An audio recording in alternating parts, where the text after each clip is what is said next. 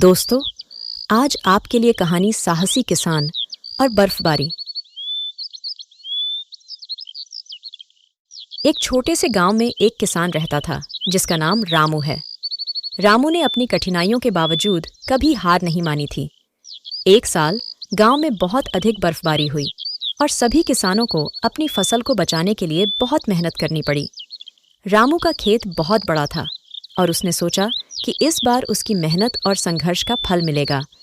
लेकिन एक दिन रात के समय तेज बर्फबारी शुरू हो गई और सभी किसान परेशान हो गए।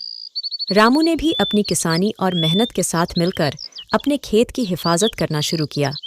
लेकिन बर्फबारी इतनी तेज थी कि उसकी मेहनत भी कहीं न कहीं हार जाने की ओर बढ़ रही थी। फिर रात के अंधेरे में रामू ने एक नए रास्ते का पता लगाया और वहां जाकर एक बड़े से पेड़ के नीचे चला गया। वहां एक साधु बैठा हुआ था जो बर्फबारी को देखकर हंस रहा था। रामू ने साधु से पूछा, बाबा, ये बर्फबारी मेरे समर्थन को कैसे ताक पर रख रही है? साधु ने हंसते हुए कहा, बेटा, जब तू अपनी मेहनत और साहस से अपने मकान की चाबी को ताक पर रखता है तो बर्फबारी भी तुझसे हारती नहीं। रामू ने समझा कि साहस और मेहनत से ही हर कठिनाई को पार किया जा सकता है। उसने अपनी मेहनत में और भी जोर दिया और अच्छे से खेत की हिफाजत की। बर्फबारी थम गई और रामू की मेहनत और साहस ने उसे सफलता दिलाई।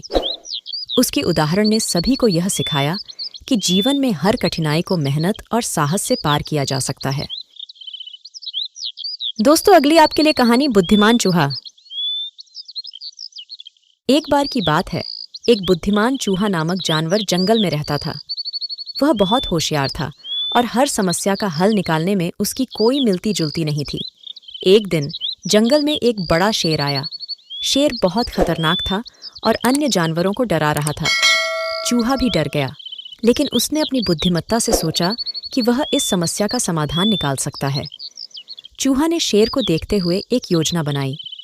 उसने शेर के पास जाकर बोला, भगवान ने मुझे बहुत अद्भुत ज्ञान दिया है। मैं आपको बता सकता हूँ कि आप इस जंगल का सबसे शक्तिशाली और सर्वशक्तिमान जानवर हो सकते हैं।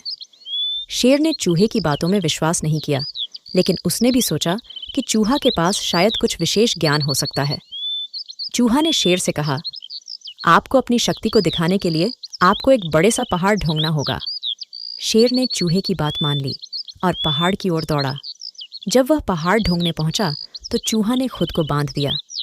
शेर ने पहाड़ पर तेजी से धावा बोला, लेकिन वह ढोंगा नहीं गिरा। बदले में शेर को बड़ा चोट लगी और वह बहुत दर्द महसूस करने लगा। चूहा ने शेर को देखकर हंसते हुए कहा, शेर भैंस की गजब कहानी सुनता है, लेकिन तुम तो बस एक शेर हो। शक्तिशाली होने की जगह बुद्धिमान बनने की कोशिश करो। शेर ने चूहे की बुद्धिमानी का सीख लिया और उसकी सलाह का ध्यान रखने लगा।